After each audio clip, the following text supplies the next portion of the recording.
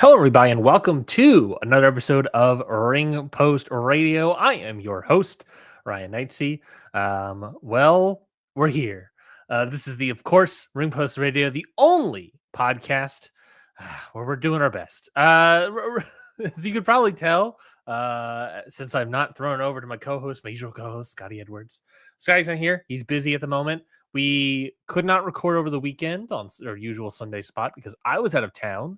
It was my wife's half birthday and her cousin's birthday, and they had a trip planned in advance, months in advance. And so I was out of town this weekend. Scotty, he and I tried to record last Monday night, and he got super busy. We had a time figured out, and then I had one of my own classic Ryan Knightsey dreaded migraines. Am I fearful we'll get another one while I'm recording this? Yes. But we'll see what happens there. So we shifted it to tomorrow because I had a migraine and I can record, and Scotty was like, I'll see what I can do. And he couldn't end up doing it last night. He's super busy. I believe we've spoken about it on the show before, but he's in the throes of not his wedding planning, but I believe he's a best man for a friend's wedding. And apparently he's in the throes of that right now. I don't think the wedding's soon though. I feel like the wedding is a little bit later. Maybe like next year. Maybe it's like bachelor stuff. I don't know, but he's in the throes of that right now, along with his usual work duties. So outside of that, there is no Scotty here today. So again, all those Scotty heads. What do we do? Scotty, what is Scott short for anything? No, it's not. I don't think it is. Scotty Edward, Scott Ed.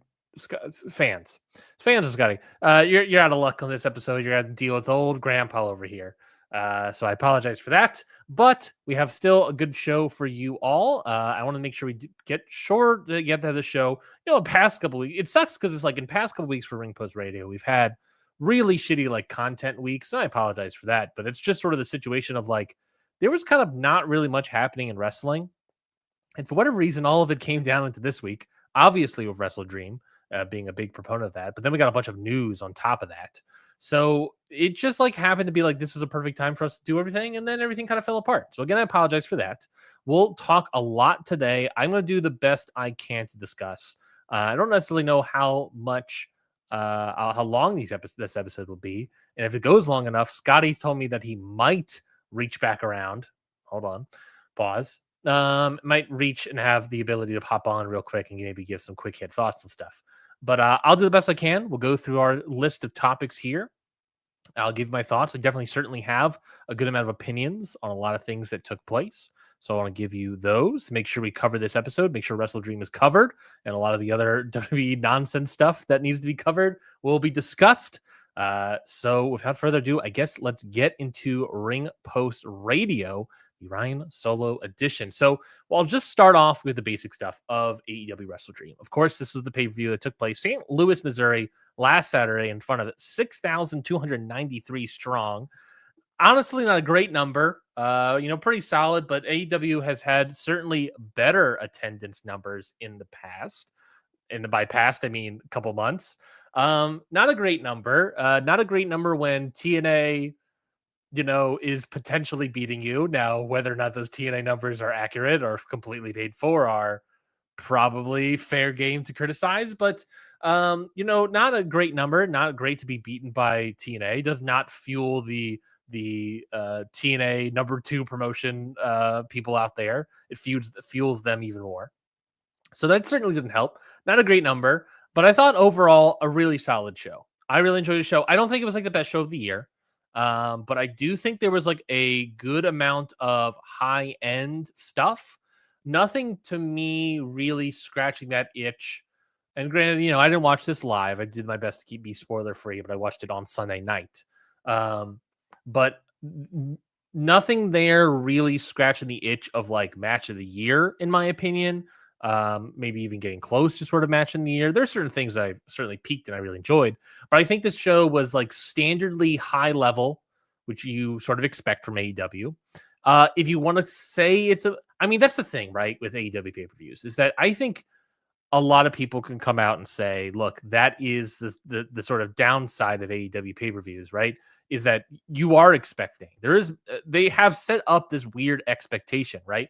that there needs to be a match of the year level match on at least one on every pay-per-view. And I don't feel like we got it here.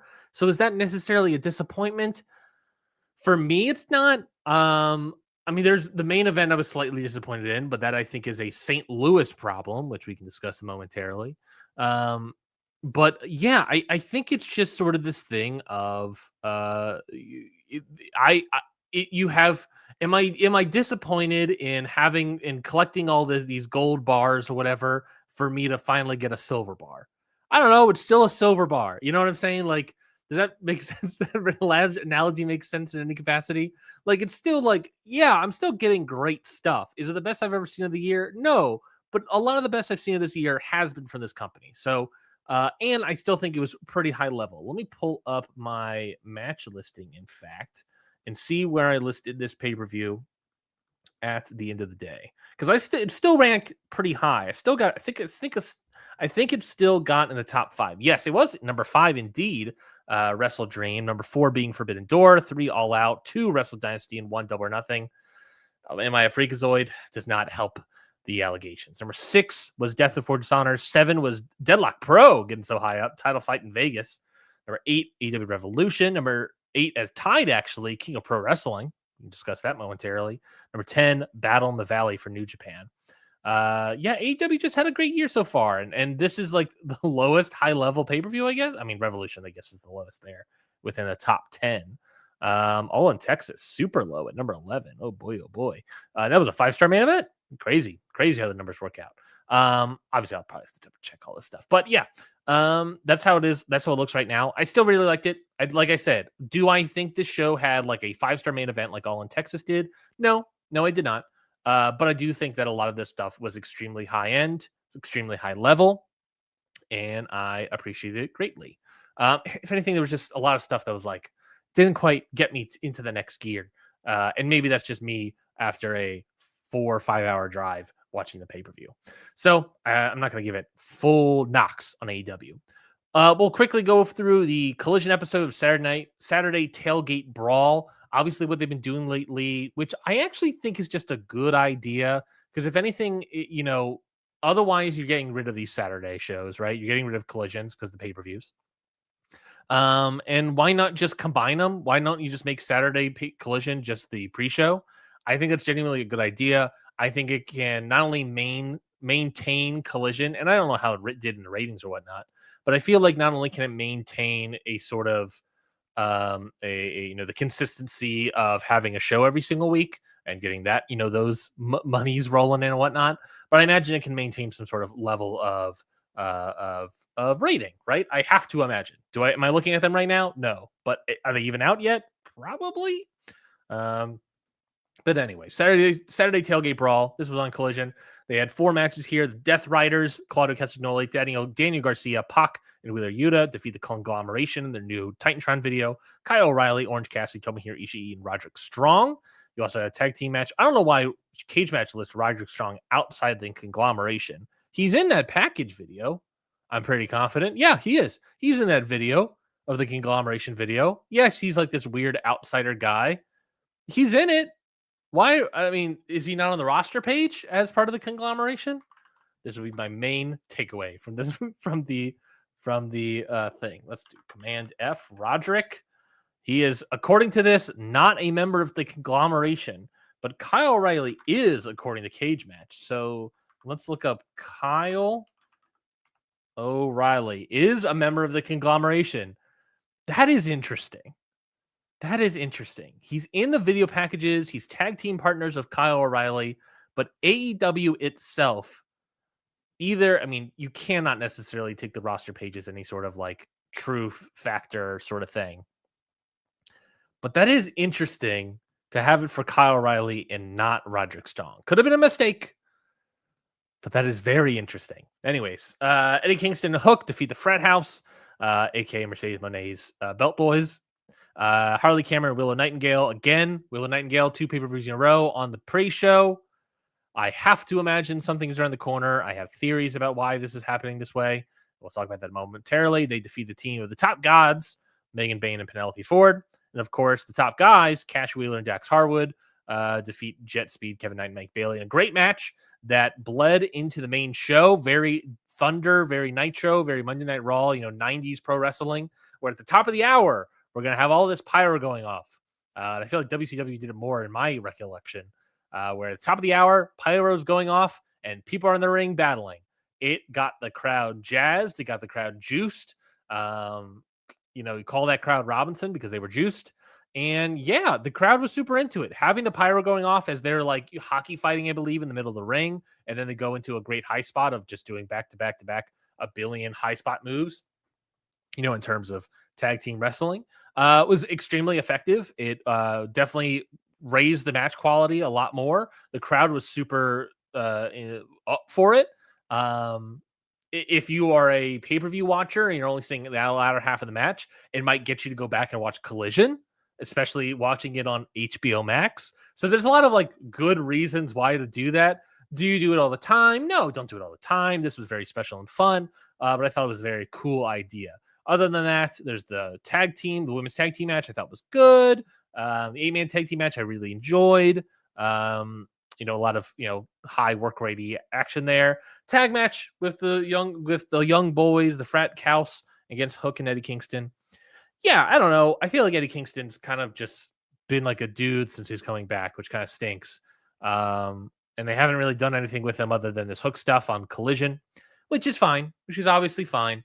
But his output hasn't been that necessarily great. And I do think that I said last pay-per-view that I believe it was rust. And, maybe there's just a little too much rust. I guess we'll find out. I mean, certainly we'll see what happens. I do have various theories on things to happen momentarily with Eddie Kingston and Hook and things to happen momentarily with those women tags and perhaps why Willow Nightingale is again in this pre-show. But let's get to that main card. We'll start off with the top, I guess, skipping over FTR versus Jet Speed, which we already saw essentially in that pre-show Collision thing. And we'll start off with Jamie Hayter and Tekla as the pay-per-view proper, ring bell start here. Obviously, they brought out as part of the St. Louis WrestleDream thing of honoring those legends. We got the wife, my apologies, of the late, great, holy shit, why am I forgetting? I was going to say Les Kellett. That's not right whatsoever. And then I was going to say Bob Holly, and I don't think that's right either. Why am I forgetting? Let's look this up. Why am I forgetting? I feel ashamed. I'm not prepared. I just remember that lady was so much younger, and I remember the person I was watching this with, Lou Thez. That's who it was. They honored Lou Thez and his wife that was in attendance. His wife's name, of course, was a name. No idea. Don't remember. Maybe? No? Don't remember. Don't remember her name. She was so much younger. I think we looked it up that when Lou Thez was in his 20s, she was being born. So she was roughly 20, 30 years younger than Lou Thez. And she looked great for whatever age she was. But she was there. And what was also fun is obviously we're starting off with Jamie Hayter and Tekla. We're honoring them. We're honoring Lou Thez. It's fun to honor the Lou Thez and honestly also honor Antonio Inoki with Jamie Hayter, who with that Japanese background. What it ended up being, which was very nice, which little known fact for all of those people out there, is Jamie Hayter obviously was in Japan at one point in time, Tekla as well, but Jamie Hayter coming out with Antonio Inoki's red scarf was obviously part of that, a thing of, honoring. I'm reading and I'm speaking words. I can't do both. Honoring the Inoki side of things. Lou Thez, as far as I can tell, Hungarian, German, Austrian, Hungarian, Austro-Hungarian. His mother, I believe, was actually of German descent, but also hailed from the Austro-Hungarian Empire. I believe they're more Hungarian than the Austrian side, but it's just interesting because then they also had Tekla in this match, who was, of course, from Austria. And that would be the closest AEW can do, and really probably any company can do to get to that Hungarian side. But it was very interesting. What they did quietly was that this match itself, not only do I think it was secretly, but not, I don't know, it ended up not really being a number one contenders match as I sort of predicted in the preview. That kind of got turned away in favor of a more interesting thing. But what it ended up being was that this match was sort of a Inoki versus Lou Thez weird amalgamation 21st century women's match between the Inoki representative and Jamie Hayter and the Tekla representative, or sorry, the Lou Thez representative in Tekla. And so I thought that was neat. I thought that was a very interesting way to put that together. And once I realized that was sort of the connection here, I thought it was very nice. I thought it was a pretty good match. I thought it was extremely hard hitting, as one would expect. Yeah, I mean, that was pretty much it. $500,000 tag team match. The Jurassic Express win. They defeat the Young Bucks. They have insufficient funds. I don't know what they're trying to charge, but why were they insufficient funds? They still had money in their bank account. Obviously, they were trying to charge something that was more than whatever the money in the bank account was, but that's neither here nor there. The Young Bucks, they lose 23 minutes and 9 seconds. This match was a lot of fun, as Young Bucks matches tend to be. This is a match to showcase Jurassic Express and to put them on the pedestal that they should be in this tag team promotion as of right now. Little sip of water, bad timing. Yeah, I think that was a very good match. There was a lot of good high spots throughout. The Young Bucks are still extremely strong wrestlers. They're so down card at this point. But I do think that obviously they're still extremely strong wrestlers. Jurassic Express, this is the kind of outing you first need to really debut them as a team. It was nice to see a little bit of TV stuff. Maybe that's the reason why the TV stuff is a little weaker, is that they saved all this really for this moment. They did do some 6-man tags to showcase them a little bit, but ultimately it was saved for this big time moment here for the pay-per-view, for the Young Bucks to lose to Jurassic Express, to win that $500K and move on. And I don't know, buy a cool knife and gold tinted horns or something for Luchasaurus. So we'll see what happens there. What does that mean for the tag team titles? Obviously, they're held by Brodito. It's tough because I don't necessarily see Jack Perry and Luchasaurus going for the tag titles anytime soon. Neither do the Young Bucks, or should the Young Bucks, knowing that they're losing. Apparently, part of being the elite as well, you're sort of teasing the face turn with the Young Bucks. So basically coming out of this, you have potentially 2 babyface teams eventually, right? The Young Bucks might take a little bit. Do we need that right now in this company? Yeah, I guess so. You can tour with them. They're going to be draws, presumably. Yeah, you have the babyface, in the tag champions. So what are you really going to do with them? If anything, I might read from that maybe Brodito's title reign isn't much longer for this world. Who they would put the title on, I don't know. Realistically, it should be FTR, right? You need heels. I think FTR have been doing good work. And I think at this point, FTR might need to be put in there. Other than that, I think it's Hurt Business, but they have also kind of turned face. So, when you're looking at the state of the tag division, I don't really see. We're doing all this stuff with Jurassic Express and Young Bucks, and obviously Kenny Omega. He was involved. He was supposed to be on the show, tagging with Kota Ibushi. That didn't pan out for obvious reasons. And we'll have to recycle and do something else with Kenny Omega in the meantime. So yeah, it's just like there's a lot of baby faces now in the tag division. That reads, with the Hurt Syndicate, Young Bucks eventually, Jurassic Express, Jet Speed, Brodito, obviously, to all name a few. You can do any sort of combination of the Don Callis family as heels.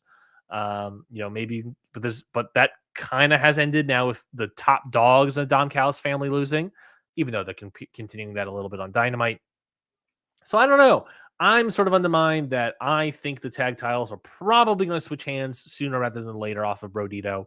And I think the biggest contender in that regard is FTR, because they can feud with Jet Speed. They can feud with Jurassic Express. They can feud with even the Young Bucks if they wanted to. They can feud with the Hurt Syndicate, and that will be fun. They have a lot of people to feud. I mean, if you want to give another option, that could be the Demand, Bishop Khan and Toa Leona, the Gates of Agony. I guess the former Gates of Agony. You could also do them. I would probably go FTR right now. over Gates of Agony in terms of just like what they're doing. I think you can do the Gates of Agony. I think it'll be more fun to do the Gates of Agony to elevate them in that regard. But the FTR sort of run this and how their heel characters are structured. I almost feel like FTR might be the easier pick there, especially seeing that they might fall off the Wrestling Observer Hall of Fame ballot. They'll be put it back on it later. Everybody calm down. AEW World Trios title, number one contendership, Tornado 6-man tags. Now, when we talked about this, when we previewed this show last week, Scotty and I talked about how at the time this was just set up to be a 6-man tag. And we both thought that was boring because they obviously peaked with the street fight on the anniversary show for Dynamite. And they now are, for some reason, running it back again so that the Hurt Syndicate can get their win back. Sure, that's fine, whatever, but you cannot drop down. And dropping down is what they did, but they also wanted to gimmick it up, as everyone outcried, and they not only gimmick it up, but they also added implications of a number one contenders match. I think that was smart. That match ended up is going to happen on Dynamite, in fact. So I do think that was a good idea. Sadly, because of the I Quit match in the main event, plus the St. Louis Athletic Commission, the Missouri Athletic Commission, they were kind of slotted into not being able to do a lot of gimmicky stuff. They were able to do a table spot, and that was fun. And that was pretty gnarly, too, of Shelton Benjamin and Bobby. I was surprised they took it, but at the same time, I'm not putting MVP through that table. What are we doing?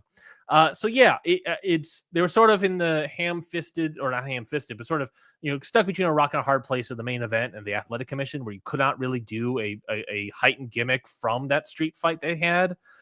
So just doing a straight tornado tag with title, number one contendership on the line, I think is enough of an elevation to get me there to be okay with this.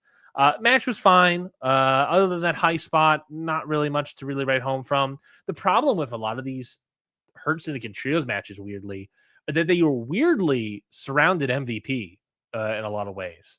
For some reason, they are really just beating down MVP. And I think a lot of it has to do with, wrestling psychology. The sympathy is MVP. He's an older man. He's older than all these guys. We all know that his knees have had issues. I believe he's wearing knee braces compared to all these other guys. So it makes sense to put all the sympathy and the beatdowns on MVP. But I don't feel like MVP is enough. Like, historically, MVP has always been like a showboater, right? Him as like an underdog baby face getting beaten down by three guys. I don't know if it makes, like, it's one of those things where it's like, obviously it logically makes sense, but I don't know if it necessarily works in practice.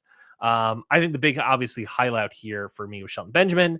He's continuously great, continuously very fun to watch. His rising high knees were incredibly fun to see in the ring.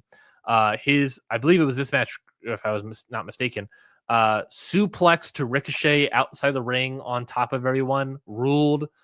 He just stands out. If anyone deserves a single run, sorry, Bobby, it's Shelton.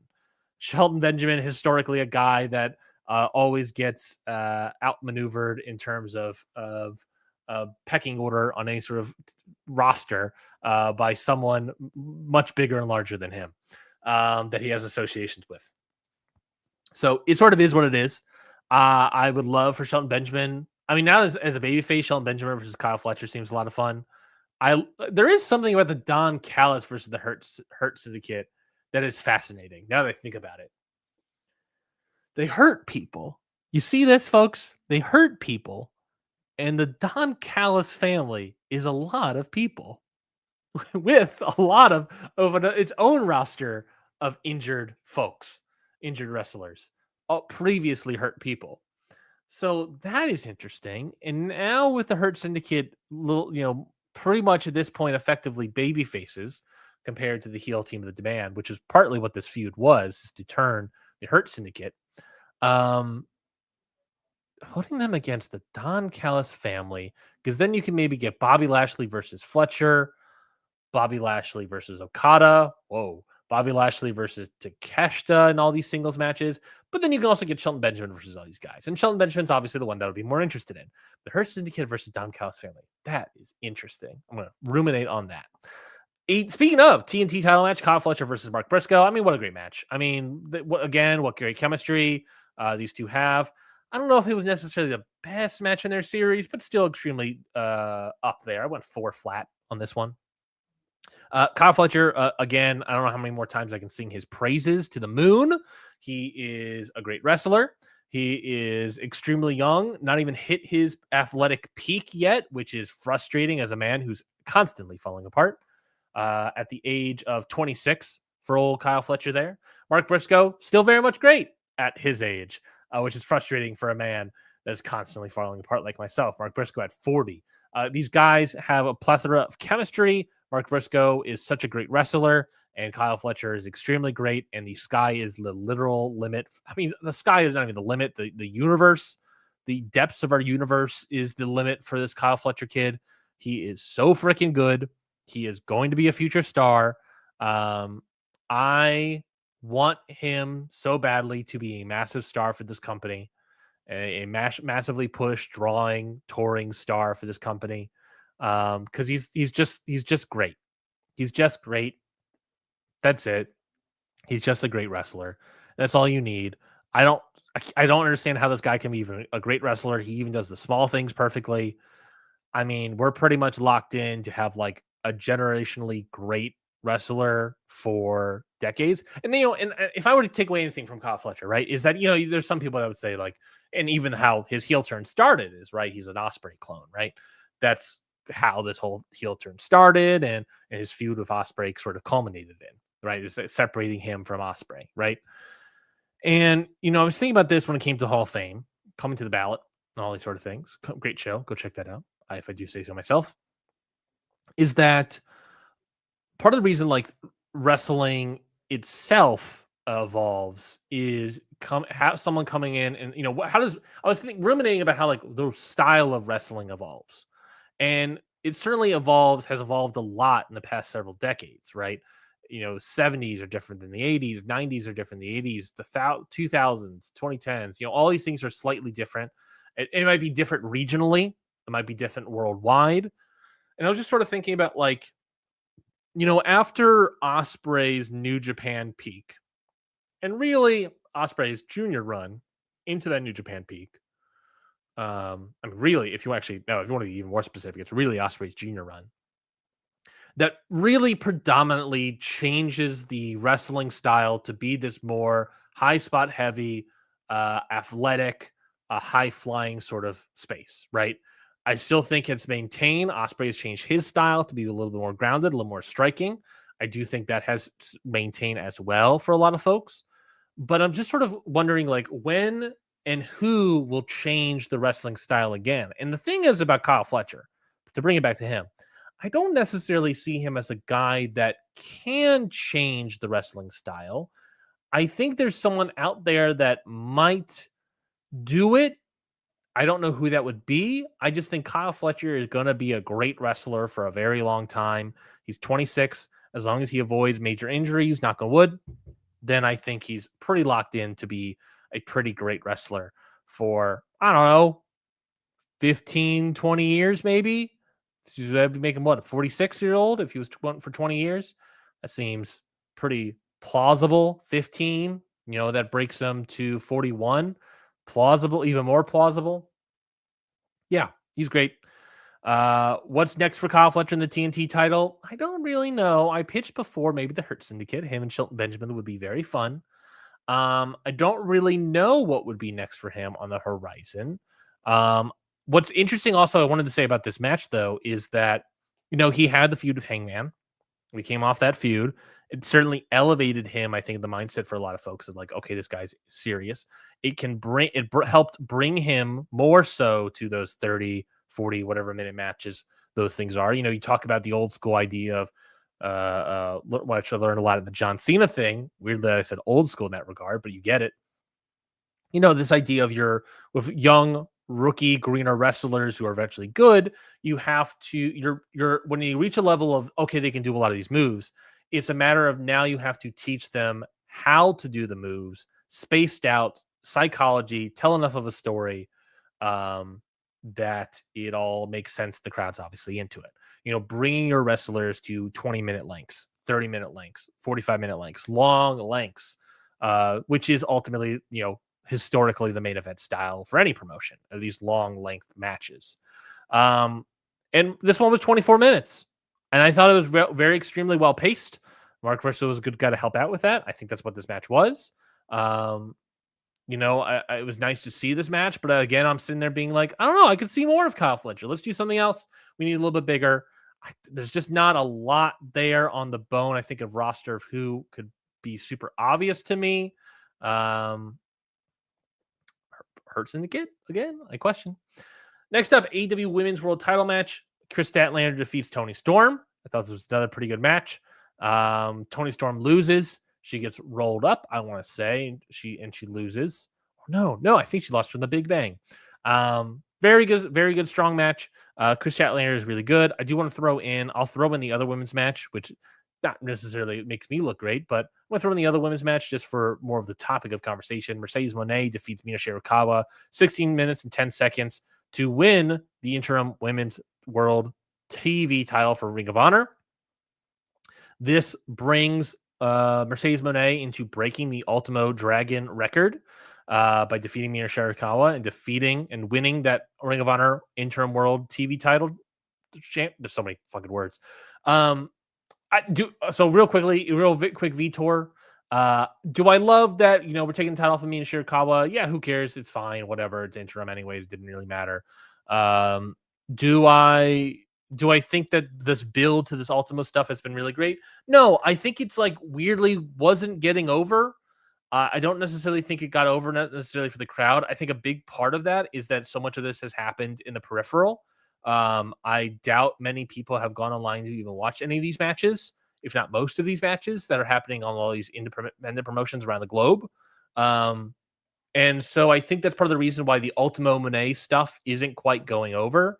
And knowing that Mercedes had, and I talked about this, we talked about this in the preview at the time, Mercedes did not have anything for this show. And, we mentioned that, like, surely she'll need something for this pay-per-view. It feels weird not. And then it kind of feels last minute. We're going to throw in a title match. Oh, and, throw in Mercedes Moné match. Right. We figured that she wouldn't be here on the show at all because she was going to work CMLL only. And, we thought to ourselves, yeah, she'll have a match. I don't know against who. It'll be defense and we'll move on, maybe at best, or nothing. And it feels like when it got found out that she has other title matches around the globe that she's probably going to win, I sort of get the impression that AEW wanted to sort of last minute break the record in-house in AEW versus break the record in, I feel like the next match she has is House of Glory, especially that promotion with its weird history of AEW. I think that's part of why this match got put together. I think if there's other people in the roster, obviously Chris Statlander, you're not going to take the title off of her. Athena, you're not going to take the title off of her. Mina's right there, right? Pure title, women's title, doesn't exist yet, right? At least I don't think so. The tournament was happening. Did the tournaments happen? Pure women's championship. Did that tournament happen? Did it finish finally? Let's see. Who's the champion? Nope, it didn't finish. Has not finished. What? What? How is it not done yet?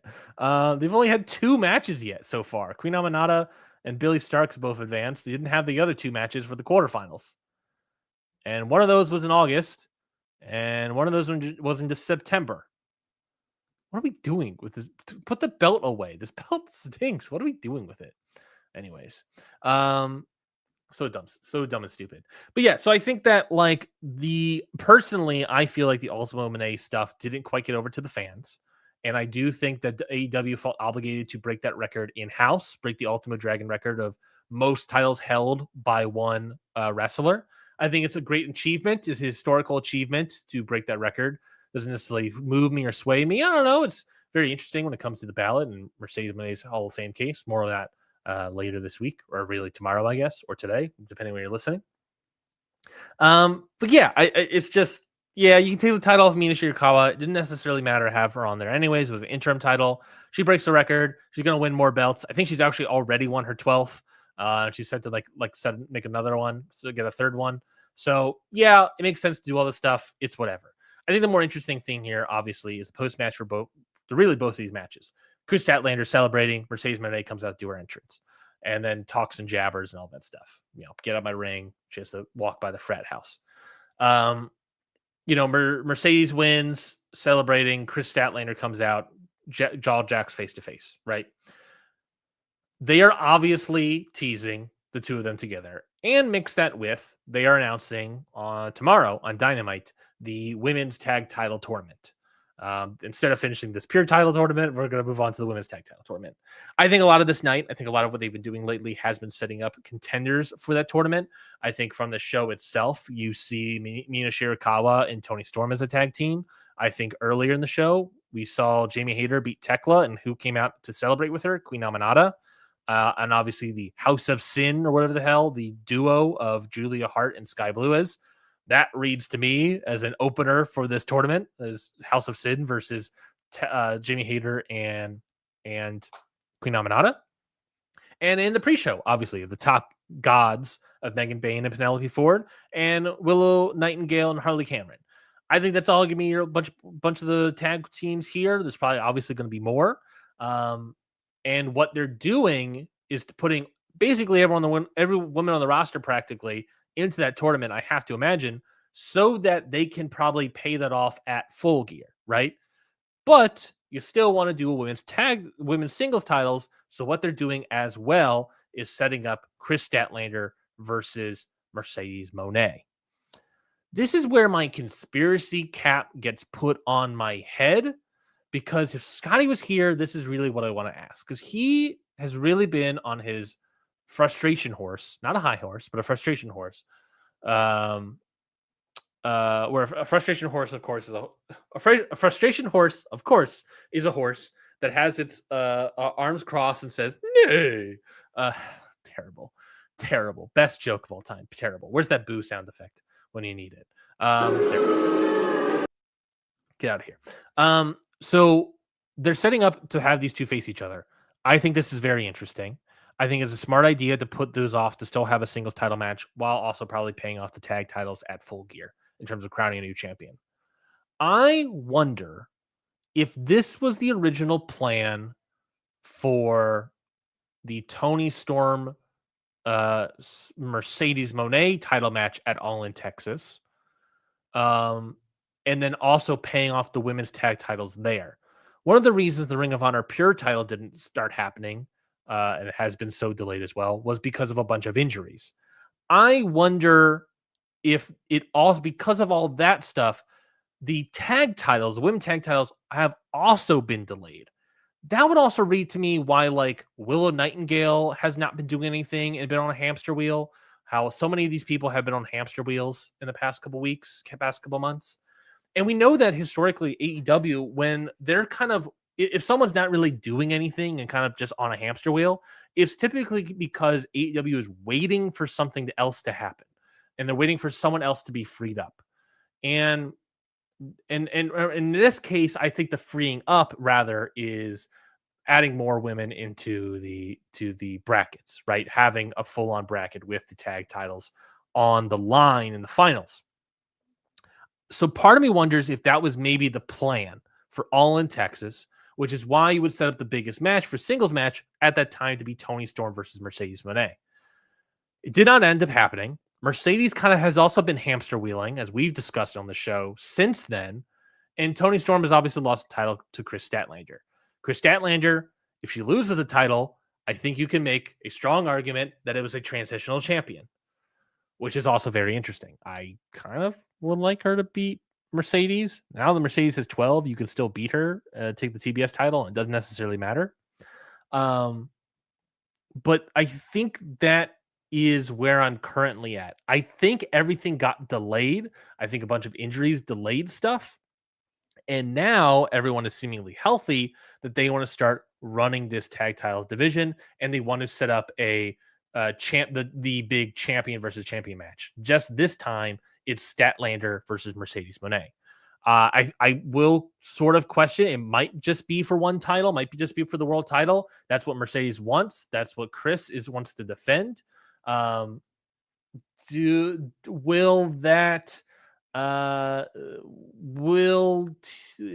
there seem any interest in the TBS title? Not necessarily, but obviously it can play into their past feud over the TBS title. Chris Statlander, past champion, arguably it might be a little bit bigger than Tony Storm in terms of what we have on paper in terms of history and all these sort of things. With obviously the difference being Tony Storm was a bigger star, undoubtedly than Chris Statlander in this company. I don't know. I think everything kind of got delayed. That's kind of what's happening. They didn't want to heat anyone up for Mercedes Moné to have a big feud because they don't want anyone to get injured. And two, because there's no point because we're going to execute this women tag title stuff very soon. So I think that's kind of what happened here. And to answer, I wish Scotty was here to give him that answer because that's my theory and I'm sticking to it. I think that's what happened. And yeah, it's fine. I think it'll end up being fine. Chris Statlander versus Mercedes Moné has obviously been great matches prior.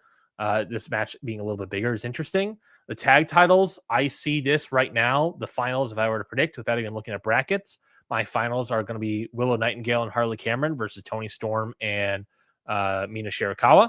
That's what I'm thinking. We'll see what ends up happening. Who wins from there? I don't know. I think Willow Nightingale should win from there because at this point we've been doing nothing with her. Let's give her something to do. I don't know. We'll see what ends up happening. Speaking of tag titles, let's talk about Bro Dito successfully defending their titles against Kazuchika Konosuke and Takeshita. This was the match of the show, in my opinion. This match was great. Four great guys doing great wrestling. I don't know what more is there to say, folks. Kazuchika Okada is great. Konosuke Takeshita is great. Bandito and Brody King were both very solid. You got a lot of fun shenanigans with Okada and Takeshita. They didn't do the breakup here, right? They're still a team. It's still a family, and families sometimes fight. The families still love each other at the end of the day. They did some fun teases of that. I thought they did different ways to execute the stuff they've been doing lately. Will it pay off on Dynamite? I hope so. I'm at the point I'm at like, let's do something. This has been sort of a fun way of doing the can they coexist, where it's not necessarily can they coexist. It's more just so like, won't they beat each other up because they so actively want to do so. They're just not doing so out of like loyalty, I guess, to Don Callis. I'm sort of not necessarily at my wit's end, I guess, but rather just like, all right, I'm at the fourth quarter. Let's wrap this up. We're nearing the end. You cannot do this any longer. Let's move on and do something else. I think what that's going to be, I have no idea. I think that with the C2 around the corner, I think that's the most likely situation.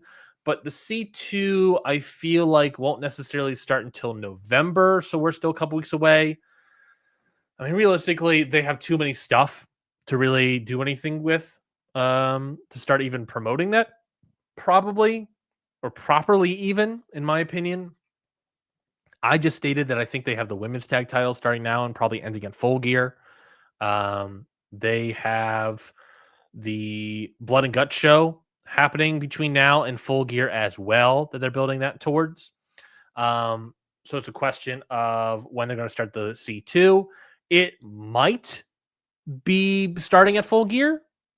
That would make the most sense. In which case, I just realized that College Park, Georgia, I can attend that show, and that might be right smack in the middle of the C2. And that could be fun and interesting.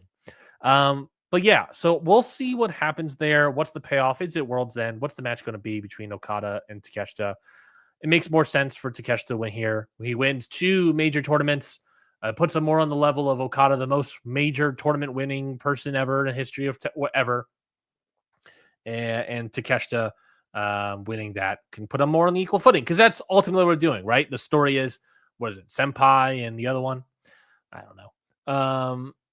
The story's been that their relationship, and one is above the other. And now that Takeshita is IWGP World Heavyweight Champion, and maybe he can win 2 tournaments, the G1 and the C2 in the same year, pretty impressive.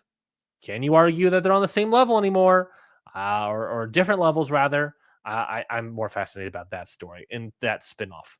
But I feel like that's not going to happen really until the C2, which I don't feel like is going to happen until November with Full Gear. So we might have another month of this. So stick around, folks. Brodito, they're very good. I don't know what am I to say. They're a great tag team. I think they're, as I said earlier, I think they're going to lose the titles to FTR at some point. They probably should, just because for the tag division, but at the same time, I really enjoy Brodito. So I don't know. What do you want from me? What do you want from me? Call me Adam Lambert. What do you want from me? AEW World Tag Team Title match: Adam Page versus Samoa Joe. This match was really, really fun. It's two major hiccups where there was some miscommunication about a nope spot on to the outside or something. And then Samoa Joe going back to the ring, all this stuff. And then they did practically the same setup for the spot again. And then Adam Page misses a moonsault, overshoots it, or more so. In those situations, is Adam Page overshooting or is Samoa Joe out of position? You would have to think Samoa Joe is out of position. That would be the most thing. But either way, out of those two hiccups, I thought this match was very fun. I think it went like 3 3/4. I couldn't quite get there. I did like the tag title more. Samoa Joe's just very solid, very great. 19 minutes, sort of like a disappointment, and also weirdly slotted tough. Like you want the world title to be up there, obviously, but slotted after what I thought was the best match on the show. It just was a tough spot to be in. I think these guys did a really good job. And I think at the end of the day, look, it was okay that this match was in a tough spot to be in, because what this match was going into the show was the ability to just have two cool wrestlers wrestle, right? That's what it was. And by the end of it, you have Samoa Joe and the rest of the Yops turning full on heel, beating down Hangman Adam Page, so that this can spin off and be the ultimate, main event for Full Gear, for instance, or maybe main event of World's End or whatever's going to happen there, right? So this, whereas in the semi-main event, whereas was 3 3/4, not the best match I've ever seen. Some spotty stuff there every once in a while. It was very strong, but what I'm more happy about is we have something way more interesting for the future. You have Hangman wanting to get revenge, a great spot for him to be put in character-wise, and Samoa Joe is a heel. Samoa Joe we saw as a babyface and how good of a promo he is as a babyface. Now I get to see him as a heel. I can't wait. Sign me up, Daddy Khan. That is what I am here for. So whereas this wasn't the best thing in the world, I think that is on the horizon when it comes to Samoa Joe and Hangman Adam Page. This could be the feud that finishes out of the year, for all I know. But that makes me very excited. There are ways to do this. Obviously, with the rest of the ops turning heel, you have 3-on-1.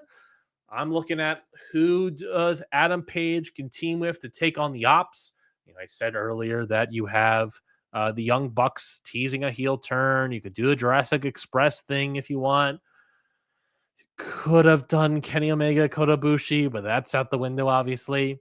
I think the more obvious, more exciting thing for me is another team that's been hanging out on the pre-shows. Samoa Joe and the Ops, Shibata and Powerhouse Hobbs versus Adam Page, Hook, and Eddie Kingston. That gets me going, folks. Eddie Kingston's a little bit rusty. No one's gonna take that rust off faster than Samoa Joe. I beg you that. Even Shibata probably is the same.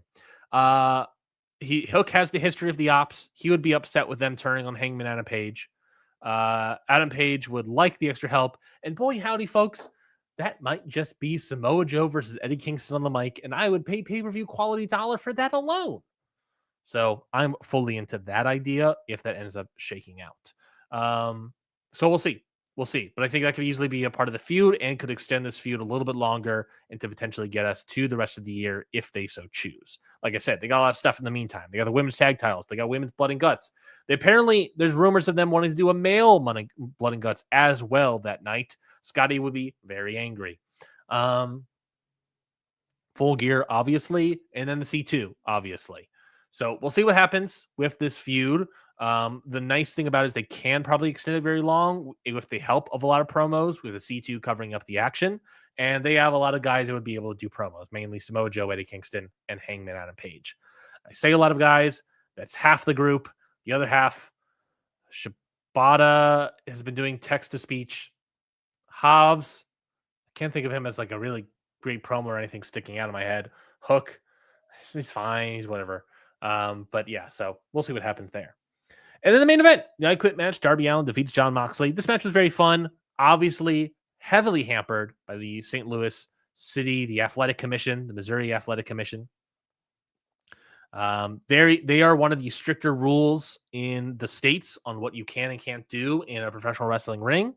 And I think they did the best they can while avoiding those rules. I like to imagine back in catering for the past several weeks, Darby Allin and Jon Moxley sitting over the rule book, seeing what they can and can't do, and trying to put together a match based off of that. Well, there's nothing in here about drowning your opponent. There's nothing in here about sticking a skewer under one man's nail. I just try to make that quieter so my wife didn't hear. She would not like that. So yeah, I think they did the best they can. Accidental blood's fine in the mouth, at least. I think they did the best they can for all of those stuff. Was the match the best in my opinion? No, I think it was extremely strong. I think again I went 3 3/4. Didn't quite get me there, but it was extremely strong.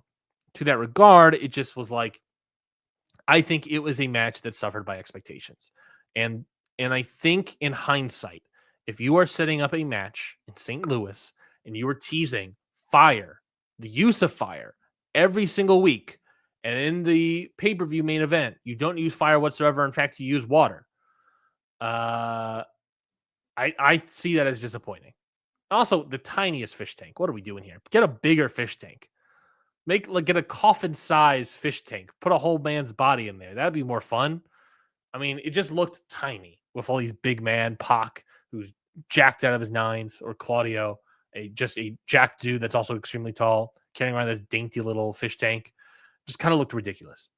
But yeah, I don't know. I think that, and they obviously couldn't use glass for this match as well.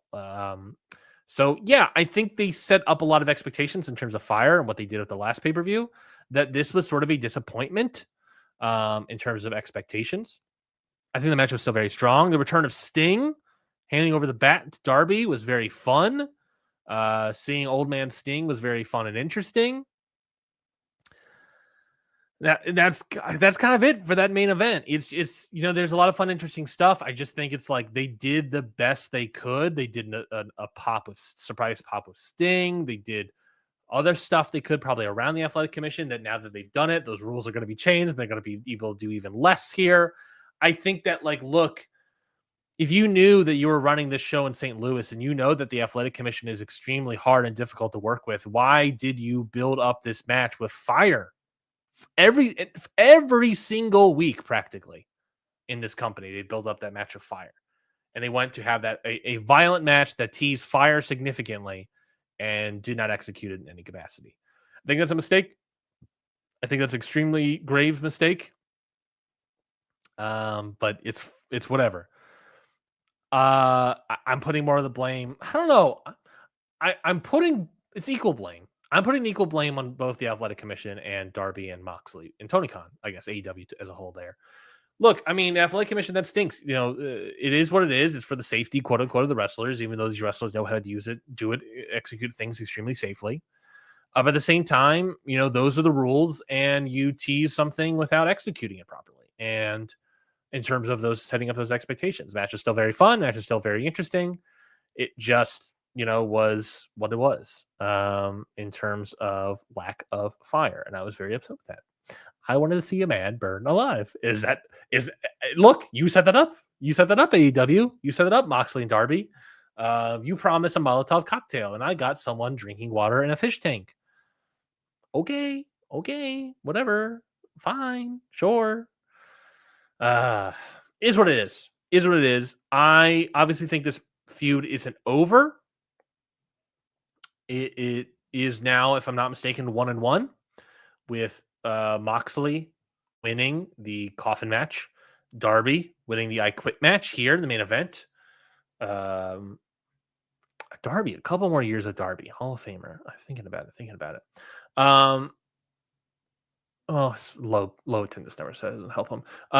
Anyways, so yeah, I think that, look, they're going to do a third match. Is it for Full Gear or World's End? That's going to be the question. What is the third match?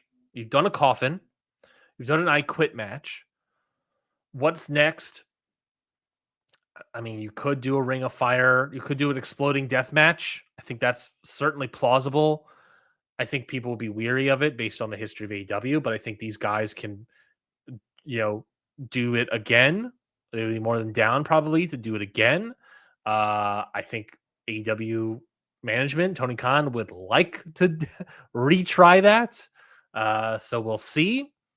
Other than that, you can do 3 stages of hell or some sort of situation of that. Yeah, I mean, we'll see. We'll see. But I think this feud's not done. We'll see what else it goes to. I think Full Gear World's End would make sense to be what it is. Are these places though? I think that's probably where it matters.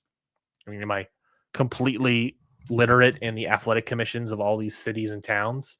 No, but let's maybe if I see a city or town, I can jog the memory. Assuming Cage Match is not running slow. Here we go.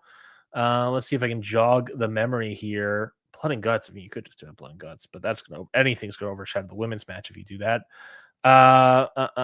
Full Gear, Newark, New Jersey. Yeah, you can do stuff in Newark, New Jersey. You've done stuff before. Other than that, World's End, Hoffman Estates, Illinois. Yeah, you can do stuff in Hoffman Estates, Illinois. All right, you got 2 places where you can do a bunch of stuff. Hoffman Estates, Illinois, I believe, if I'm not mistaken, was All Out, where all the women's extreme matches were. Yeah, you could do stuff there.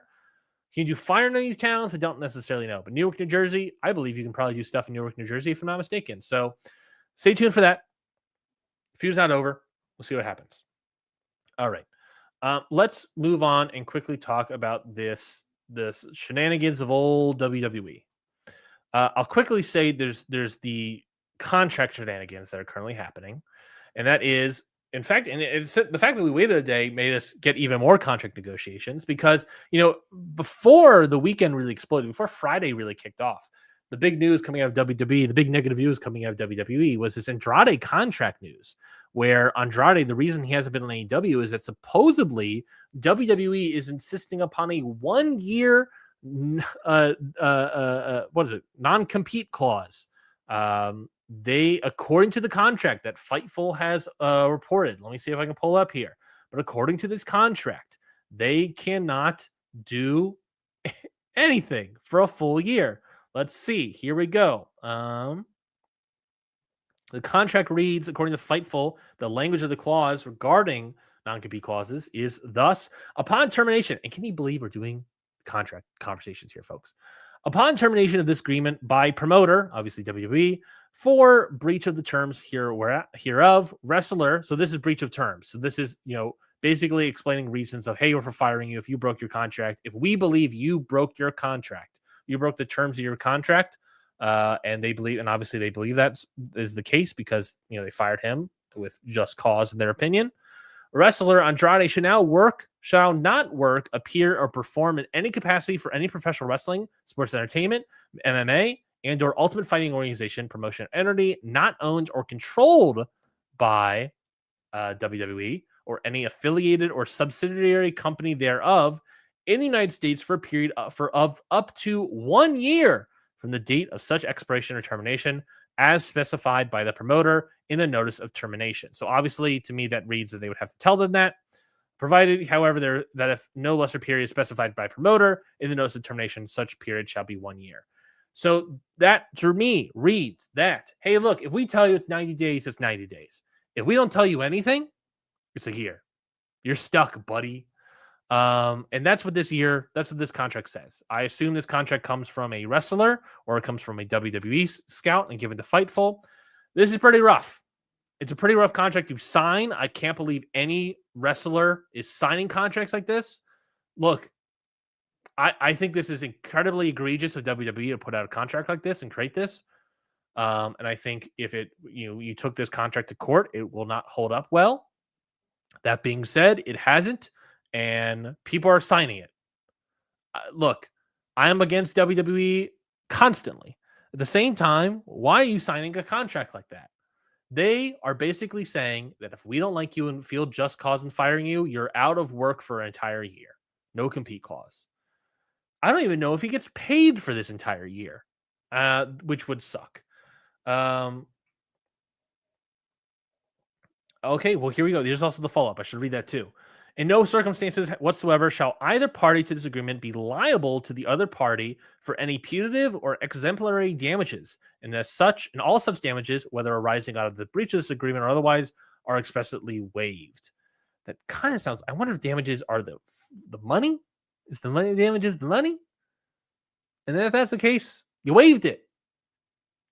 You waived it, Andrade. In my opinion, it's possible that everyone's fucked.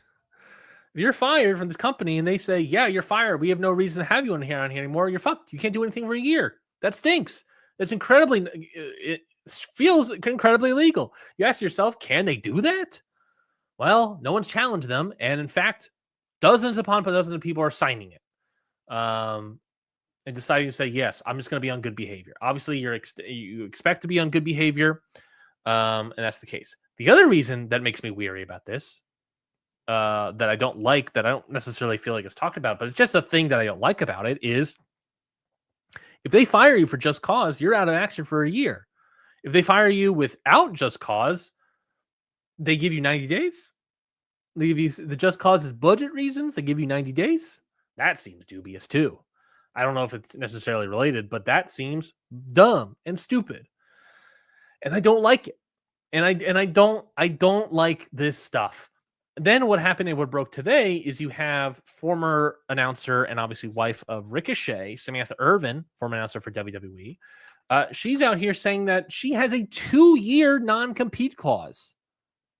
And she's already done with 1 year. That's insane. I don't even know if AEW would have picked her up. But you're saying that she cannot do anything for 2 years? That's crazy. That is crazy. There's no reason for non-compete clauses to be that long. It feels extremely illegal. I feel very strongly that not being a lawyer in any capacity, that should not hold up in court. It probably won't hold up in court. Having a 2-year non-compete clause is crazy, but at the same time, I then go to myself and be like, well, why are people signing this? Why are people signing this? And she wasn't even fired for just clause, right? She was just let go, and she has a 2-year non-compete clause. Let me double talk. I gotta double check that, right? Samantha Irvin. Let me see. There's Wikipedia, because of course she has a Wikipedia page. Her stage name, Samantha the Bomb. How else we forget? Let's see. She announced her departure from WWE in October of last year, 2024. However, she obviously remains under her contract in 2026. So what is this contract? Is it not non-compete for 2 years? Is it that she had time left in her deal and they're just not using her? That's the case? What the fuck? That's stupid. I think there's more details that have to come out from all this stuff. Will it come out? I don't necessarily know, but I just think this is incredibly ridiculous and stupid. Just this whole thing is incredibly dumb and stupid. The other thing that I find incredibly dumb and stupid of this company is this AI story that broke, right? Really, again, a really dumb story that I hate and it's stupid. And I want to pull up the wording of everything because I feel like it's important. The wording of all these things are important because I already see people changing the narrative a little bit. Let's see if I can freaking find this stuff. Perfect. Here is the Wrestling Observer newsletter with I believe who technically broke the story, if I'm not mistaken, originally. Originally broke the story in the newsletter, Dave's newsletter. WWE makes a new hire to lead transition to AI-based storytelling. In this week's Wrestling Observer newsletter, this is quoted, of course, F4W Online. Dave Meltzer reported that Cyrus Kawarsi was brought on in September as WWE's Senior Director of Creative Strategy after several years at an Asian-based MMA company, ONE, O-N-E, and media outlet BuzzFeed before that. It's so funny that BuzzFeed, the guy would do so many AI articles in BuzzFeed. I have to believe BuzzFeed has a lot of AI articles at this point. Meltzer reported that WWE Chief Creative Officer Triple H, Paul Levesque, introduced Kowalski to the creative staff as someone that would, quote, lead WWE's transition into AI-based storytelling and integrate AI into creative services like video and graphics, which Levesque said was an inevitable shift when it comes to creative in wrestling. Kowalski also said he will be at a White House liaison with Levesque, taking on more duties in politics like his involvement on the revised President's Council on Sports, Fitness, and Nutrition. This is stupid. I hate AI. I hate it. I think it is morally and ethically wrong on so many different levels. I think that it generative AI, I should specifically say, generative AI, I think is incredibly dumb and stupid. I think I feel like there's a more proper term, but non-generative AI has case uses so far that seem to be helpful in terms of like, the health field, having these case uses where, it cuts down on times of testing various drug, concoctions in terms of solving medical issues and creating medicines. And if it's able to cut down on the time for us to create proper, safe and easy to make medicine for people, help solve several diseases, that seems incredibly helpful and beneficial to society. But that's not generative AI. Generative AI is Grok. Generative AI is Gemini. Generative AI is all these bullshit things that these companies are putting together that are built off of stealing content, and are quite easily to manipulate and do stupid things with. The case uses for all these things are incredibly stupid. The case uses are obviously at Grok, what is this? The case uses are asking it to make a picture of Malcolm X and Charlie Kirk giving each other a handshake. The case uses are incredibly limited for generative AI. And saying that it is inevitable to graphics, videos, creative is crazy, coming from the guy that it would be replacing your job, Triple H. And that's the goal. That's the idea, right? That's what when this article first broke, to me, that's what it read as the idea. It is known that Triple H wants to be seen as the end-all be-all creative mastermind of this stuff, right? That's what the WWE Unreal documentary was, in my opinion. It was to make Triple H look like a smart, creative genius and for him to get all the credit for the creativity. Because I think the average WWE fan, I know the average WWE fan, knows that this is a show, and they do give that credit to Triple H because they know it's a show. The creativity, the inevitability of it bringing into creativity is a way to just ease up tension for Triple H. We know that he was alleged that he wants to be like the next Dana White, right? And being on these political councils and whatnot, these presidential councils for sports, fitness, nutrition, the idea of this is that he can have more political sway. Someone like Dana White can have more political sway. Ultimately, that gives TKO more political sway. I think I would not be shocked if Triple H was upset that Dana White got a UFC bout in front of the White House lawn. I think he would be I think Triple H, I would not be shocked to be very ego upset about that. And to offload his creative work, because this also, by the way, admitting a man has no ideas left, by the way, is just a way to free up a space to be more politically active, and it's incredibly dumb and stupid. That all being said, this is stupid. I hate AI with a passion. I hate that this is a thing that our society deems inevitable. Part of the reason it's deemed inevitable is because a lot of the people that are pushing it and backing it, much like they did with NFTs and Bitcoin and whatnot, it has now become, money has become so involved, and putting money in each other's pockets, and OpenAI and Google and all these sort of things have become so involved that it's built off this backs of it having to be successful, or else they are screwed. There's too much money being put into it. It has to be successful. Don't buy into this shit. It's not have to be successful. And I have not even touched on how environmentally dangerous AI is. how Elon Musk has AI plants in Tennessee that have created so much of an energy backlog, it is destroying the environment for that local town. They don't have enough energy in their grid to support this AI, server farm. And so what they have to do is bring in generators that run on gasoline and just fill the air with smog. These are real stories I'm citing here. Georgia, we have an AI farm that's building. It has already increased and planning to increase even more are the power bills I have to pay by like 15-20%. There's in fact a vote happening right now in Georgia where we can change a little bit of our council of, I forget what the council's called, but we have a 5-person council that represents the entire state that tells Georgia Power what to do as a monopoly, because power companies have to run as a monopoly just because. That's a story for another day. So not only are they incredibly expensive to run, not only are that those costs being put onto me and you and everyone else listening to this, not only incredibly dangerous to the environment, but they have to work for all these companies because they've spent so much money. I don't think they have to work. I think we can reject it pretty easily. Just don't use it. Don't bother. Turn all that shit off. That's I've many, this is a rant I've had many times with my wife, and I apologize to listeners for you having to sit through it. I have very strong opinions about all this stuff. I think it's dumb, waste of time. And as a creative person, I hate it. WWE has also already experimented with AI. We have the other stuff, the stuff with, the platform, quote, pitched a storyline where Bobby Lashley, who I guess AI thought was still with the company, could come back as a wrestler who's obsessed with Japanese culture and history, basically giving him a Lord Tensai gimmick.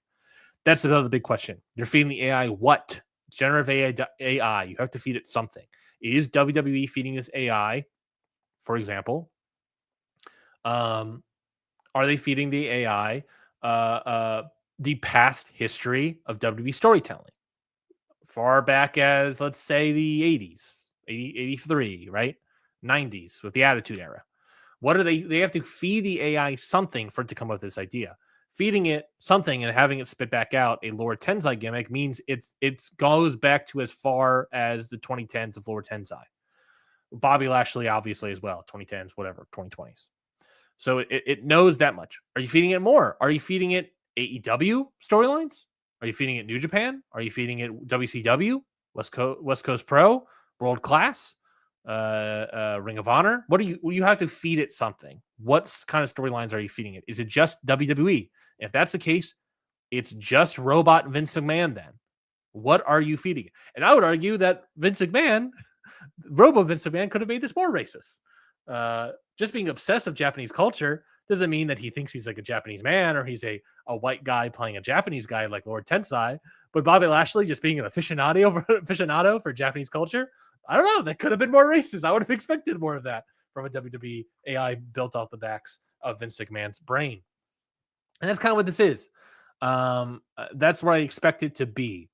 Now, we did get the update on this story. All this to say is that we did get this update from Fightful. Let's see if I can get this update up here. The report states the WWE creative team is of the impression the new hire is being brought in to the new hire, of course. What was his freaking name? Cyrus Kawarsi. WWE creative team is of the impression the new hire is being brought in to find ways to help using AI to remove background noise of shots. I don't know what that means. Or organize files quickly. All right. That is technically going to be replacing a job of an editor, not an editor, but a assistant editor, right? Or work on production elements as opposed to creative storylines. This is another reason why I don't like AI. Like I said, organize files quickly. That's an assistant editor job. You're going to get rid of that job. Doesn't make any sense. Work on production elements as opposed to creative storylines. I don't know. The background noise of shots is interesting. The shots are typically of the crowd. What background noise are you eliminating? Signs? Are you eliminating shots of signs? I'm confused at what that is. I'm confused at what background noise. If it's like a picture, you could just throw that in Photoshop. Confused what background noise is. Anyways, it goes on to say, AI is not replacing creative team. A top talent said Michael Hayes, Paul Heyman, and Ed Koskey are not AI. and took exception to the belief that AI storylines were going to happen. This obviously also one other thing I want to say about the Bobby Lashley thing. There was I didn't read it before, but basically it was something in the Dave Meltzer's original reporting saying that, like, look, once the bugs get figured out, we're going to implement it. I feel like this Fightful report, and I'm seeing it from some headlines, that this Fightful report debunks Dave's story. I don't see it as debunking Dave's story. I'm looking at a website. Let me look at actual Fightful to see if I can get it. Because I'm extremely dubious that it's just for production elements. I believe another part of it was so that it has the AI, they've implemented stuff where the AI has all the record keeping and they can very quickly like search to see if two wrestlers have wrestled each other. Buddy, that's just cage match. And if I were to give you actual evidence to see if that's the case, I don't have any actual evidence, but I can tell you in the past month or two, cage match has been down. And they've even, I believe, published an article that they believe they were down because of data scraping, large scale data scraping affecting cage match. What company would have the need to large scale data scrape to that magnitude? That could have been WWE doing that. Just data scraping all of cage match, or at least, just for WWE results, going back to who knows when, how long far back you need to go to do that, to create your own cage match database. That seems plausible for something WWE to have done. But I think that, look, I don't necessarily feel like these two reports cancel each other out. You have these reports that, like, you have the Dave report that says this is what they plan to do in the future. It doesn't currently work. They believe that there are bugs that need to be ironed out. But once they figure out those ironing out, they will then implement it into the creative. And then you have this other Fightful report saying, no, they're just implementing it right now for production needs, background noise, whatever that is, and this archive of record keeping, which I would think they would have already had all that. But this archive of record keeping so that they can, search to see if two wrestlers have already wrestled each other, right? That's what it appears to be. And they data scraped cage match when you can just do cage match and just search it yourself. Whatever. I don't feel like those two reports cancel out each other. I think the Fightful report speaks about the present, and I think the Dave report speaks about the future. This idea that the Fightful report has debunked Dave, I think it's wrong. I don't think it adds up quite there. Yes, they're currently using it for this stuff. The other stuff, the creative stuff, hasn't worked yet. Once they figure out the bugs, then they will do it. And the reason I think WWE probably talked to Fightful, and Fightful rather asked WWE for their advice, because they obviously did, to get the clarification. That's the only person who would know this, right? Is to make everyone look better. Why would WWE say we're going to replace our creative team when part of the plan is to make Triple H look good, like they just did with the WWE Unreal? Everyone's going to think that Triple H is a genius, and AI is not doing this. No, that's not what's going to happen whatsoever. Triple H is not a genius. He's getting bad. He's getting worse. I said before, he gets more Vince Russo by the day in this company. I don't think these reports cancel each other out. I think both are true. I think both can be true. I think both are most likely true. And that's why I think I hate AI. As I said, I think it's going to get rid of editing jobs. It already sounds like they're getting rid of editing jobs and assistant editors who can go through and tag different clips and all these sort of things. It's a great tool, but look, it's a great tool if you're an individual user, right? But if you're a big company, you got rid of a bunch of jobs. I hate generative AI. I get the idea of using it to inspire your art or whatever and say, okay, let's do this. And then I'm going to do something off of that. I think part of the art is figuring it out yourself. I think taking it, the classic saying of art, art is just a bunch of stealing over and over again. Yes, to a degree. I also think art is taking that information from other places and filtering it through the lens of your own creative vision, body, mind, heart, and spirit, and putting it out into something else, into whatever form it could be that's different. I mean, it could be anything. I mean, Fucking the inspiration of the ballot comes from like a bunch of different places, and it's not just like other wrestling Hall of Fame podcasts. It's like freaking Blank Check, the movie podcast. Like it's inspired by so many different things, and I filter it through my nerdy ass dumb lens and filter into that show. I'm not any sort of creative genius or anything, but that's creativity, folks. You know, generating ideas can be part of that through the use of AI, but even that I don't like because of all the other ethical, moral ramifications that it has. That's my soapbox. I'm sorry about my super long soapbox. I hate it. I hate it so much. I hate this story. I think it's a waste of time. It's stupid. It's dumb. I hate it. I hate it. I hate it so much. How I gotta transition out of this? There's only one way to transition out of this. Hot Boy Summer. They bring the torture. Show uses a wrench. And then there's Dick Togo. Doo, doo, doo. And Yujiro. Doo, doo, doo. Cause it's Hot Boy Summer. Hot Boy Summer. Hot Boy Summer. A Hot Boy Summer. All right, King of Pro Wrestling. Let's do some quick Yudo ice cold takes on King of Pro Wrestling. This show happened last Monday. Doing it a week and a day late. 5,372 in Ryogoku Korakuen Hall. It is down year over year compared to last year. Last year, I had the main event, obviously, of Zack Sabre Jr. versus Naito. But in a similar, it wasn't KOPW at the time, but a similar event prior to that. I believe it was up, if not similar.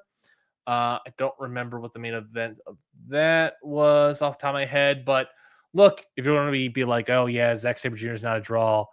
He was in a main event last year, and the difference is Naito, and Naito was like a historically slam dunk Hall of Fame draw. So, look, I'm gonna give some praise. Look, Naito's a slam dunk Hall of Fame draw. Zack Sabre Jr. Is he a massive draw? No, but like he's not awful. Anyways, KOPW, Sumo Hall, pretty great show, pretty solid, a lot of great stuff. Ice cold takes. IWGP Women's title match. The start, you had Sari lose her title to Shuri. If Scotty was here, he would have a lot of stuff to say about that. Do I have stuff to say about? Do I have stuff to say about that? Do I have stuff that I can say about that that Scotty has told me off air? All I do know is that this match was really fun. Really, 15 minutes, like basically 15 minutes, is insanely great. You know, I think. You know, Scotty was not expecting that. He was probably expecting like at best 8 or 10. Getting 15 is pretty great. I'm sure he already has a video out there on his YouTube channel, by the way, so you can check out his thoughts on that match. And I should know also his thoughts on the Marigold Sumo Hall show, which is happening on Sunday, I believe. This is a very fun match. Shuri wins. And also this week, I believe they announced Sayaka Mitani as like the first big star heading to Wrestle Kingdom, which is pretty indicative of how big of a draw she is and how big of a company right now Stardom is. So yeah, that's pretty good. I expect that they might do Shuri versus Shuri versus Sayaka Mitani there. They obviously do not want to be doing Shuri versus Sayaka Mitani for whatever reason. Shuri leaving the company is not leaving the company. Losing the title is not very great. I don't know anything. But we'll see. I'm not saying, I shouldn't say, I'm not saying that Suri is obviously leaving this company. I'm not saying that whatsoever, obviously. That'd be a crazy thing to say. I'm just saying that this Sunday, of course, there is, if I'm not mistaken, a tag match. Does it already happened? Maybe it's already happened. It's not on this show. Maybe it did already happen. I don't know anything. Scotty, don't kill me. Anyways, this match is really fun, really great. Shuri versus Saya seems like the likely choice. Are they going to combine all three women's titles? I don't know. But they also have Momo floating around there. I sort of expect Momo to then be the title challenger at the year-end Stardom show. But I also heard rumors that might not be the case. but at the same, so maybe it's Shuri, but at this point, you would just do it at the new Wrestle Kingdom show. I don't know what's happening here. I think Saya Kamitani is probably on both shows. I think she's probably defending titles against Momo and defending titles against Shuri. Maybe winning titles off Shuri. I don't know. These are my expectations. We'll see what happens. Other than that, there's a bunch of tags. The Sonata Drill Maloney match I thought was better than expected. Phantasma Tanahashi, who gives a shit? That was fine. Whatever. Aggressively fine. The House of Torture match between House of Torture and Oleg Bolton, the weakest on the show. Obviously, wasn't that? It was fine. Aggressively fine, I guess, but not that great. The tag match, Oscar and Yuto Ice. I think they're an interesting team. Obviously, they retain the titles and successful outing against Shota Umino and Yu Uemura. Will they continue? I don't know. I feel like in all likelihood, we might get is the two of them, which I thought they did a good job, are probably going to go into World Tag League, and they're probably going to win World Tag League, and they're probably going to beat the Knockout Bros at Wrestle Kingdom. That's my prediction. That's what seems to be setting up here. Tag titles is a nice, interesting way to do something with Shota Umino and get him away from everything else and do something with Yu Uemura, who they obviously see a lot for, possibly more than Shota Umino. It also gives these young guys a way to mix them around a little bit to give them some more connections between others that you can pay off later. So much of this transition year is taking so long to do stuff with, but they also, New Japan historically takes forever to book their things. And a lot of people are getting frustrated. A lot of people are leaving New Japan, viewers, I should say. But I like this match. I think there's something there with the Knockout Bros. I think there's something there with Shota Umino and Yu Uemura. I think World Tag League will see this match happen again, in the winner of it being Shota Umino and Yu Uemura, with a tag team name at Wrestle Kingdom, beating the Knockout Brothers. Tsuji beats Gabe Kidd, winning the title. Gabe Kidd, I have to imagine, is walking out of this company at some point soon. He might hang around until January, February for whenever his contract runs up in this company. I assume he has some sort of contract. And once that runs up, he is flying over to the States for AEW. That's fine. We did get a weird, unaffiliated Word Dogs sort of sign of respect from everybody. That's fine. Cool. I guess I'm fine with it. Just gotta do something else then. Now what? Now what? What's next? What's next indeed? I don't really know what's next. And then the world title match, great. Konosuke Takeshita wins the world title off of Zack Sabre Jr. I thought this match was great. Obviously, Takeshita winning is very interesting. So a lot of people already upset that Takeshita, even though he's a D2D guy, even though it's known that he has a contract with New Japan, and he's been there practically all year. Has he wrestled more in New Japan than AEW? Let's see. But either way, because he's also associated with AEW, we'll have New Japan say, look, we don't want another AEW guy coming in here winning the title. Just settle down. Everyone settle down. It's fine. Everything's fine. All right, let's see. 2025 promotion. Let's go with AEW. How many matches has Takeshita wrestled in AEW? He has wrestled, and we're going to include WrestleDream in this, 40 matches. Well, I'll say 39. Well, Jericho Cruise. All right, let's change up this a little bit. Let's do event types, broadcasted shows. Let's get the Jericho Cruise out of there. And I might still throw out Wrestle Dynasty. It doesn't matter. He'll be there listed on both. So 37. We'll say 37 matches for Konosuke Takeshita in AEW. How many has done in New Japan? He's probably done less in New Japan. Let's see. He has done 30. Very close. Very close. Will he do one more between now and the end of the year? Probably. That's very close. He's certainly going to do more AEW too. I don't know. I think that's fairly even, fairly close. I think calling him an AEW wrestler is certainly fair, but getting all upset about it, I think New Japan's just want to have reasons to be upset right now. Quite frankly, I think they have valid reasons to be upset too. Takeshita winning the world title over Zack Sabre Jr. I don't know, man. At this point, Who else are they going to put it on? Saying the young guys, Umino, Uemura, Yodatsuji. Yeah, we've been saying that for years. Is it happening? No. We got to move on. Got to move on from all this. Maybe move on from New Japan. I don't know, but like, it's been a bad year for the company. I think a lot of people are upset and frustrated and everything taking so long.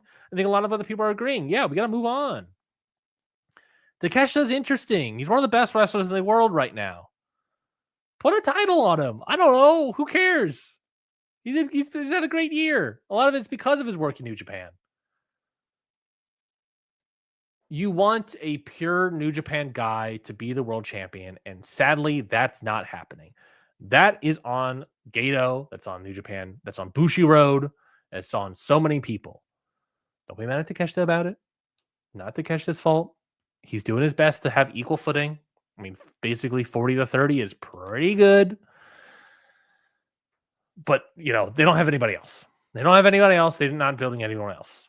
And I am perfectly fine having the world title on Takeshita in New Japan because it means that we have great Takeshita singles matches and world title matches. He's a great wrestler. What do you want from me? I want to see great wrestling. This company needs great wrestling. Zack Sabre Jr. is doing a good job.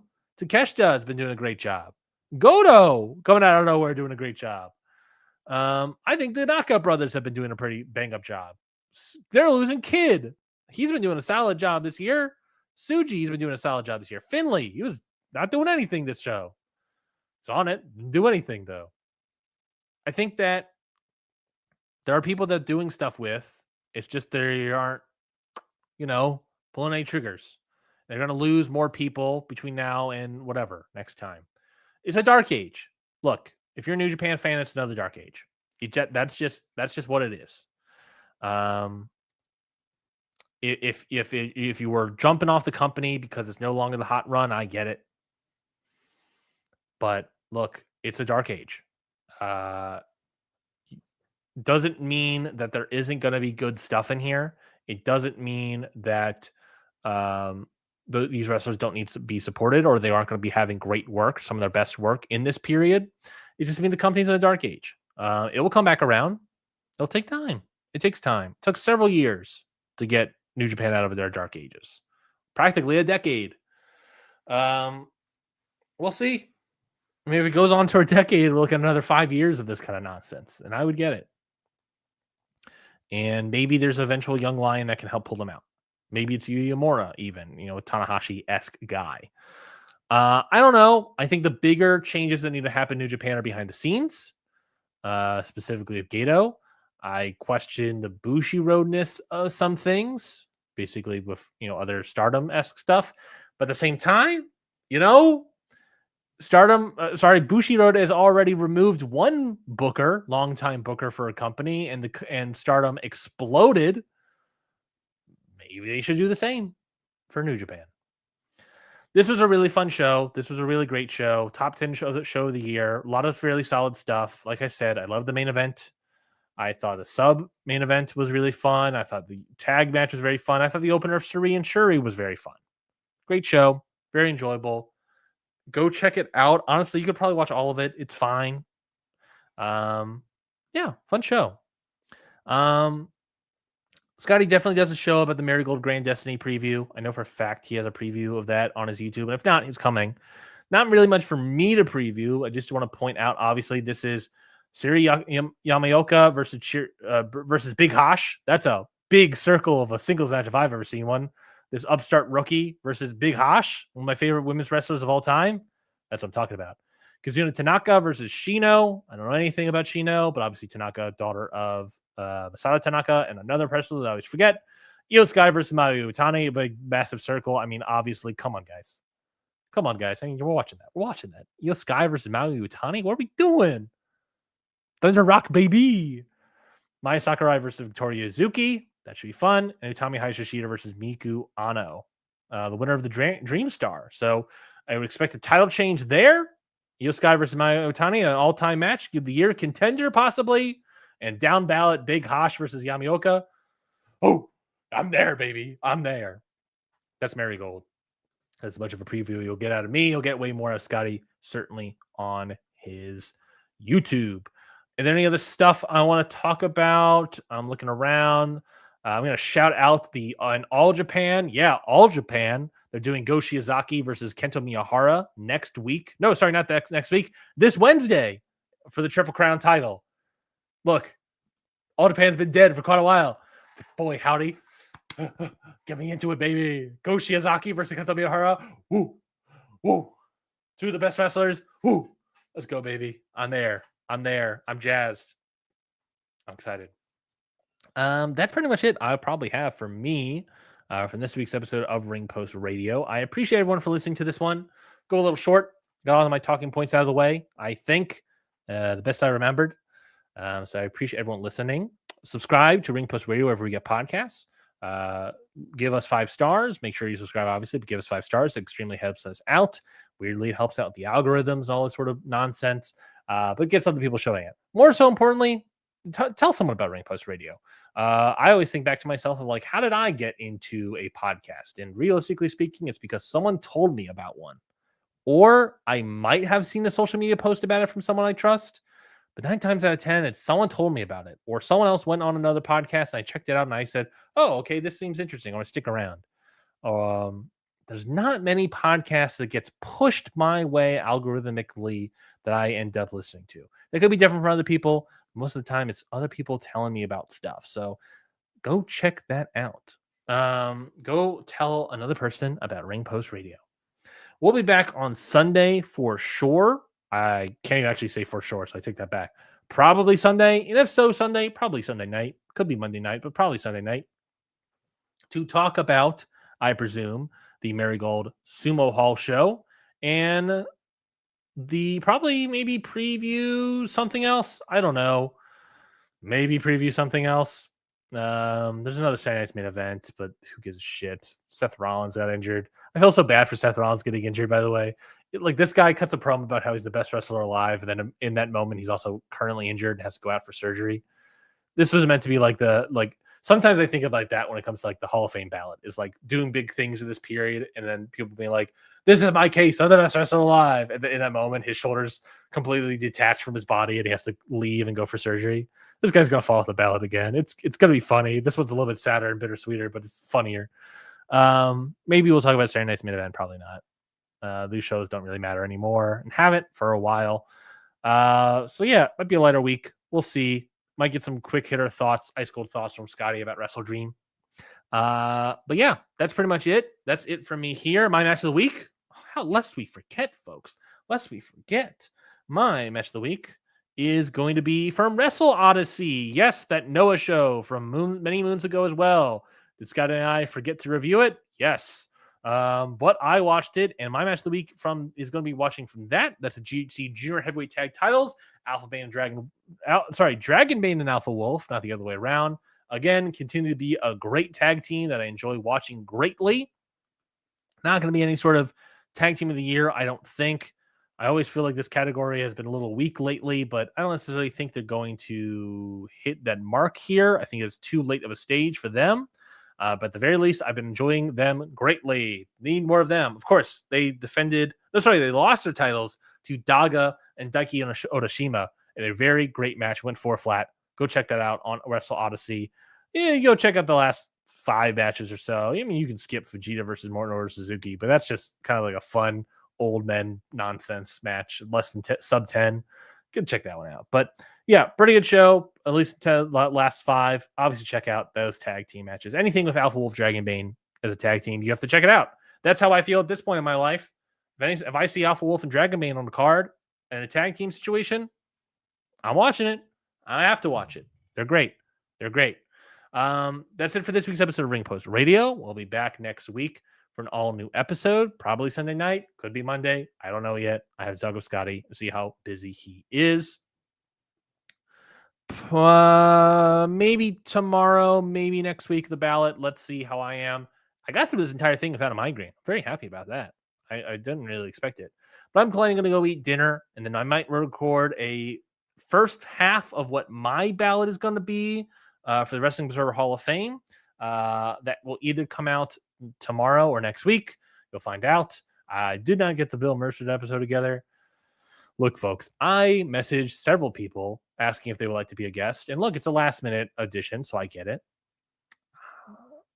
Not only did I not get any no's from the people I asked, I got ghosted. Well, I don't even know if I got ghosted, but presumably they maybe saw that in my messages, but either way, they didn't respond to any of my messages. I won't say who those people are, but am I shocked? Not necessarily. Not necessarily that I got ghosted. Frustrating, though. It is what it is. I'm going to tell that to Scotty off air probably eventually. That's it for this week's episode of Ring Post Radio. We'll be back next week. Hopefully tomorrow I have an episode of The Ballot first half. If not, it'll be next week. But yeah, my throat is dying, so I certainly got to drink water. I love you all. Have a good rest of your day. And of course, enjoy a little sip of water. Enjoy your Taco Bell. Bye.